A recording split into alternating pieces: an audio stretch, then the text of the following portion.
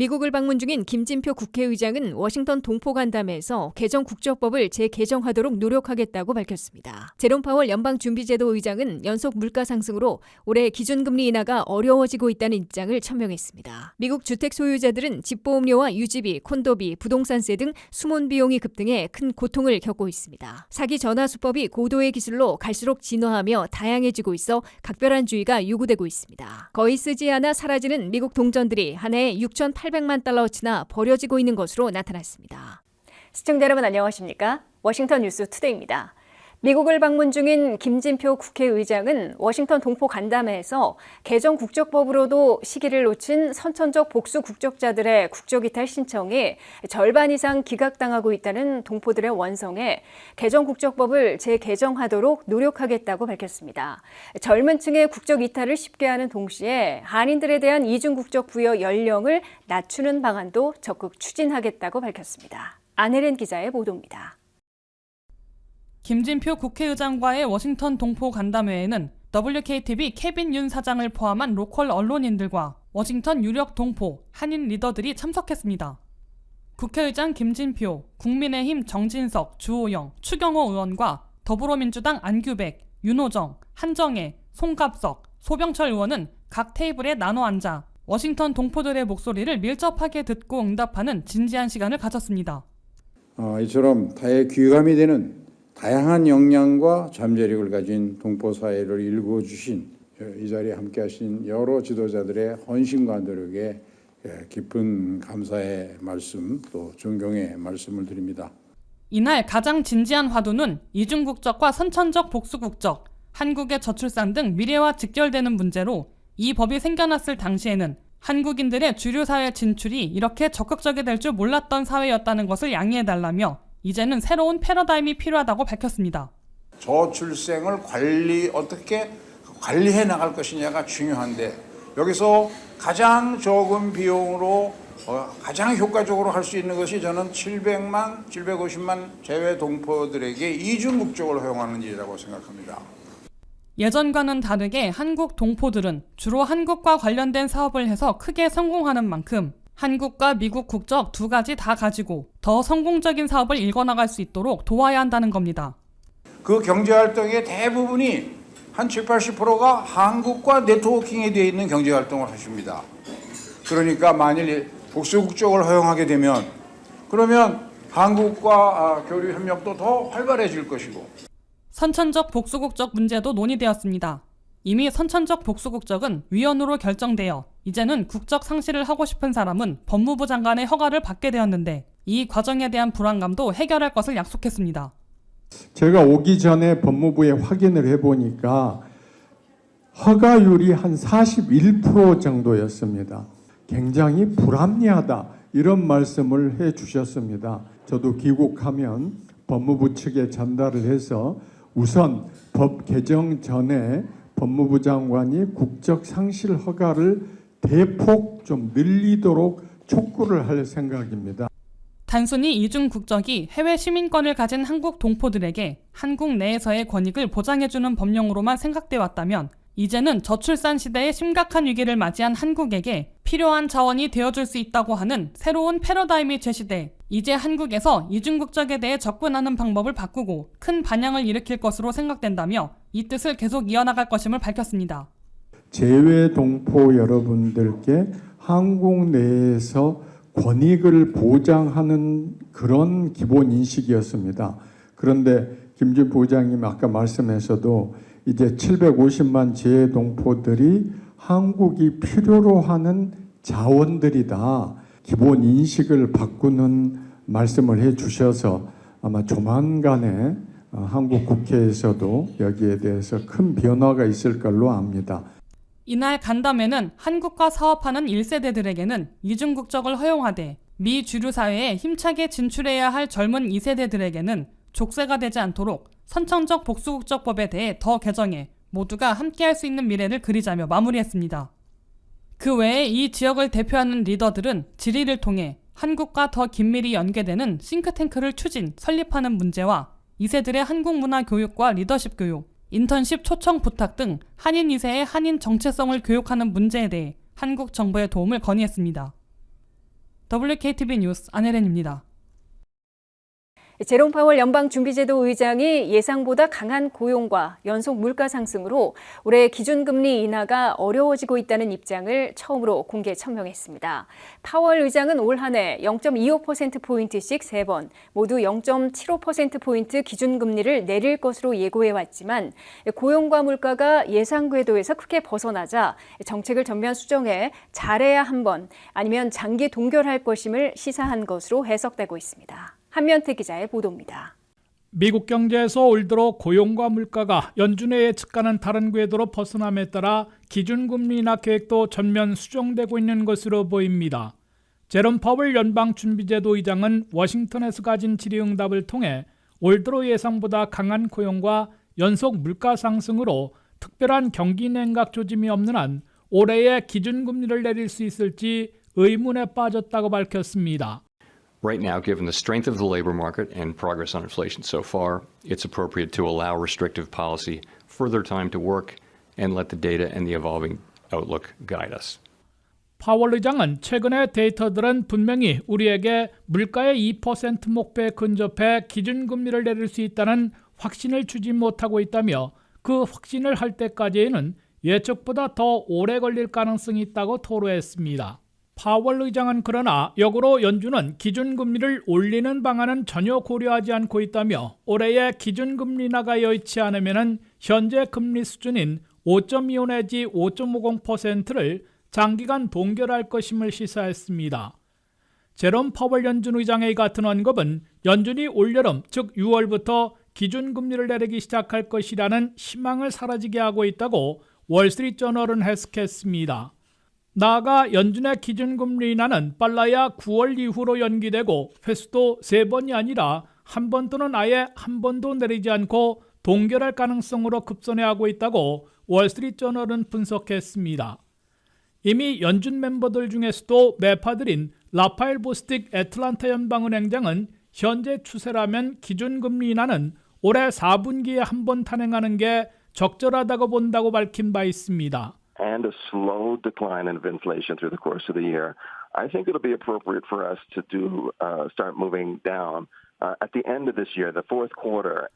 더욱이 닐 카시카리 미네아폴리스 연방은행장은 올해에는 기준금리를 한 번도 내리지 못할 것으로 예상한다고 공언했습니다.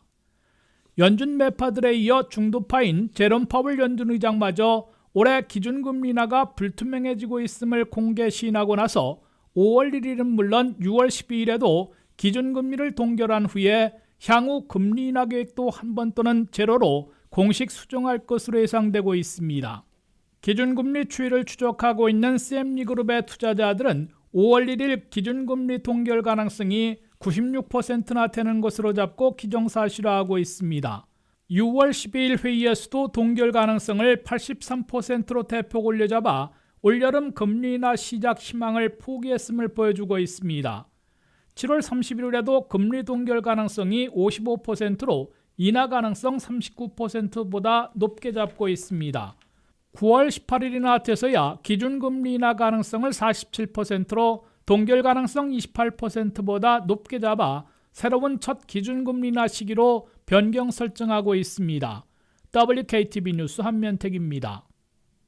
미국 주택 소유자들은 근년 들어 집 보험료와 유지비, 콘도비, 부동산세 등 이른바 숨은 비용이 급등하는 바람에 큰 고통을 겪고 있습니다.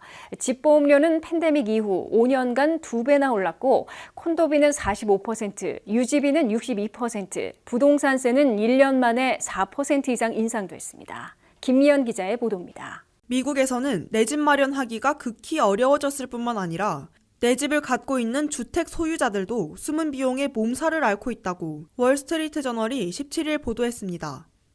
주택 소유자들이 직면한 숨은 비용으로는 모기지를 다 갚지 못했을 경우 반드시 가입해내야 하는 집보험료와 홈오너피, 유틸리티 등 유지비, 카운티 당국에 내야 하는 부동산세 등이 있습니다.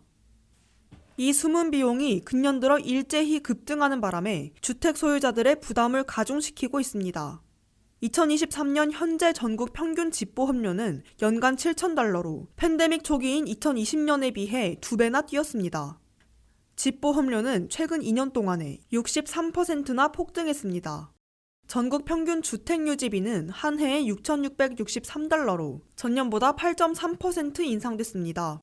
집값이나 물가가 비싸기로 소문난 뉴욕 맨하튼에서 주택유지비는 2020년부터 2024년까지 5년간 62%나 올랐습니다. 이 기간 중에 콘도피는 45% 오른 것으로 나타났습니다. 카운티 당국에 내고 있는 부동산세는 물가 인상과 정부 예산 증가에 따라 현재 연간 $5,400로 해마다 4% 이상 오르고 있습니다. 전국 평균 부동산세가 한 자릿수로 인상됐으나 대도시들은 그보다 훨씬 많이 올랐습니다. 노스캐롤라이나 샬롯트는 31.5%, 인디애나폴리스는 19% 오른 것으로 나타났습니다. 대형 산불과 허리케인 등 기후재난을 자주 겪고 있는 지역의 주택 소유자들은 폭등한 숨은 비용에도 불구하고 민간보험사들이 아예 철수하는 바람에 더 비싼 주당국의 비상집보험을 이용할 수밖에 없어 고통이 가중되고 있습니다. 이에 앞서 내 집 마련에 나선 미국인들은 주택시장의 악순환으로 갈수록 집 구하기가 어려워지는 고통에 시달리고 있습니다. 주택모기지 이자율은 기준금리 인하가 지연되면서 30년 고정의 경우 7% 안팎이 이제 새로운 노멀이 되고 있습니다. 4% 이하 이자율을 적용받고 있는 현재의 모기지를 버리고 7%의 새 모기지를 얻어야 하므로 살던 집을 팔고 새로 이사하기 어려운 상황이어서 매물 부족으로 집값만 올라가고 있습니다. 미국 내에서 가장 많이 몰려있는 중위 판매 주택 가격인 $40만 달러짜리 주택을 사려면 연소득이 $11만 달러 이상, $12만 7천 달러는 벌어야 가능한 것으로 월스트리트 저널은 지적하고 있습니다. WKTV 뉴스 김연입니다. 사기 전화 수법이 고도의 기술로 갈수록 진화하며 다양해지고 있습니다. 국내 지역번호 같은 해외 국가번호로 전화를 걸어와 전화를 받는 것만으로도 거액의 통화료를 부과받게 된다고 하는데요. AI 보이스를 이용한 스캠도 기승을 부리고 있어 전문가들은 아예 모르는 전화는 받지도 말고 리턴 콜도 하지 말 것을 권고하고 있습니다. AI 보이스를 이용하면서 스캐머들은 점점 더 똑똑해지고 있습니다. 잠깐의 방심으로 작은 손해부터 큰 돈까지 한순간에 날아갈 수 있습니다. 이런 스캐머들은 한때 앞자리가 900로 시작하는 번호를 사용했지만 대부분 스팸 전화로 등록되면서 방법을 바꾸고 있는데 카리브해에서 시작된 809를 포함한 다른 지역 코드를 사용하고 있습니다. 이 같은 지역 번호들은 미국에서 온 것처럼 보이지만 사실은 그렇지 않습니다. 국내 번호처럼 보이지만 실제로는 카리브해나 그레나다의 섬 지역 번호이기 때문에 전화를 받는 것만으로도 요금이 부과될 수 있습니다. 국제요금과 연결, 상담 요금까지 물어 많은 금액의 청구서를 받게 됩니다. 이런 미국 내 지역 번호 같은 해외 번호는 국가번호 1번 뒤에 232 시에라리온, 242 바하마, 246 발베이도스, 268 안티구아, 284 영국령 버진 제도, 345 케이맨 제도, 441 버뮤다, 473 그레나다 카리아쿠 뿌띠 마르티니크, 649 터크스 케이코스, 664 몬세라토, 721 신트 마르턴, 758 세인트 루시아, 767 도미니카, 784 세인트 빈센틴 그레나딘, 809 829 849 도미니카 공화국, 868 트리니다드 토바고, 869 세인트 키츠 네비스, 876 자메이카와 같은 해외 국가번호를 가지고 있습니다. 스캐머들은 가짜 휴가 사기와 결제 같은 전형적인 레파토리로 속여 사기 행각을 벌이고 있지만 최근 들어 아이폰 스캠과 우버 스캠도 기승을 부리고 있어 애플 사용자와 우버 사용자들은 더욱 주의해야 한다고 합니다. 자동차 보증 전화와 같은 고전적인 사기 방법이나 전화벨을 한 번만 울리게 한 뒤 끊어 리턴콜을 유도해 사기를 유도하는 방법도 여전히 성행하고 있습니다. 전문가들은 모르는 전화번호는 받지 말고 리턴콜도 하지 말 것과 모르는 전화번호는 국제번호인지 지역번호인지 확인할 것, 국제전화를 하지 않는다면 아예 전화회사에 블락을 요청할 것을 권고했습니다. 실제로 사기 전화번호로 전화를 걸어 요금이 청구되면 먼저 전화회사와 문제를 해결해야 하지만 해결할 수 없다면 무료로 FCC에 컴플레인을 제기할 수 있으며 연방거래위원회에 제소할 수 있습니다. 또한 국제전화 사기의 피해자는 공정위에도 고발할 수 있습니다. 세임새가 거의 없어져 사라지는 미국 동전들이 한 해에 6,800만 달러어치나 버려지고 있는 것으로 나타났습니다. 더욱이 1센트짜리 페니 동전은 만드는 데에만 3배나 되는 3센트가 들고 있어 캐나다와 호주처럼 유통을 중단해야 한다는 소리를 듣고 있습니다. 류령화 기자입니다. 갈수록 사라지는 미국 동전들이 갖가지 천태만상의 모습을 보여주고 있습니다. 미국인들은 한 해의 동전을 6,800만 달러어치나 버리고 있다고 월스트리트저널이 17일 보도했습니다. 미국에선 버스나 유료도로인 톨부스, 주차장의 파킹 미터기, 코인 세탁소 등에서 널리 쓰이던 동전 사용이 거의 사라지고 이제 신용카드나 데빗카드로 결제하고 있습니다. 동전 사용이 드물어지면서 미국인들이 잔돈으로 받는 동전을 재사용하지 않고 방치하다가 쓰레기처럼 버리고 있는 것으로 보인다고 월스트리트저널은 지적했습니다. 연방조폐국은 지난 한 해 동전을 제작해 유통시키는데 7억 700만 달러나 썼으나 6,800만 달러어치가 쓰레기로 버려지고 있음을 보여주고 있습니다. 펜실베니아에 있는 한 쓰레기 처리 회사에서는 7년 전부터 동전 수집에 착수해 현재까지 1년에 50만 달러 내지 100만 달러씩 무려 1,000만 달러나 예상치 못한 수익을 올렸다고 밝혔습니다. 이 회사에 따르면 금속 분리기로 분류해 본 결과 1,000만 달러어치 가운데 600만 달러어치의 동전은 사용이 가능한 상태인 것으로 나타났습니다.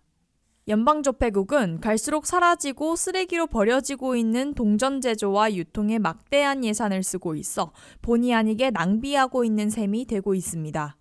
조폐국에 따르면 1페니짜리 구리동전을 제조하는데 실제로는 3배인 3.07센트가 소요되고 있습니다.